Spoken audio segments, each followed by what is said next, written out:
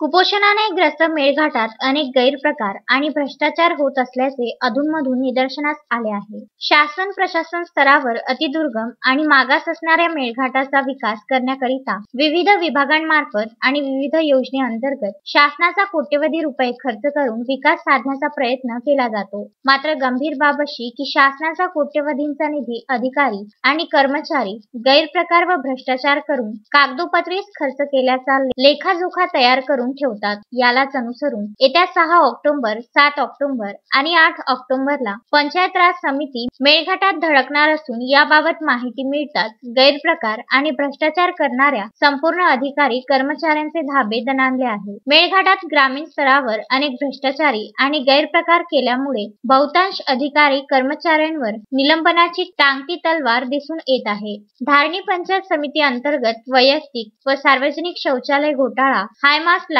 खरेदी घोटाळा, घरकुल बांधकाम घोटाळा, पाणी पुरवठा, सोलर योजनेत घोटाळा, मनरेगा कायद्याअंतर्गत बोगस मजुरांच्या नावे बिले काढण्याचा घोटाळा, गाव अंतर्गत रस्ते, गटार नाल्यांचे बोगस काम करून बिले काढल्याचे गैरप्रकार, अंगणवाडी केंद्र, प्राथमिक आरोग्य केंद्र, जिल्हा परिषद शाळा अशा अनेक विषयाला अनुसरून पंचायत राज समिती पाहणी करणार असून यामध्ये ग्रामसेवक, विस्तार अधिकारी, अभियंता, शिक्षक, महिला व बाल विकास विभाग, आरोग्य विभाग, पाणी पुरवठा विभाग, कृषी विभाग, जलसंधारण विभाग प्रामुख्याने समितीच्या रडारवर असल्याची माहिती सूत्रांकडून प्राप्त झाली आहे. समितीच्या दौऱ्यादरम्यान कोणत्याही क्षणी कोणत्याही अधिकाऱ्यासंबंधित गैरप्रकार समोर आला तर घटनास्थळीच निलंबनाची कारवाई करण्याचा अधिकार पंचायत राज समितीला असतो आणि या अधिकाराचा वापर मेळघाटात होण्याची तीव्र शक्यता आहे. विकासाचे नाव बांधकाम या तत्वावर चालून अनेक निकृष्ट बांधकाम मेळघाटात करण्यात आले आहे.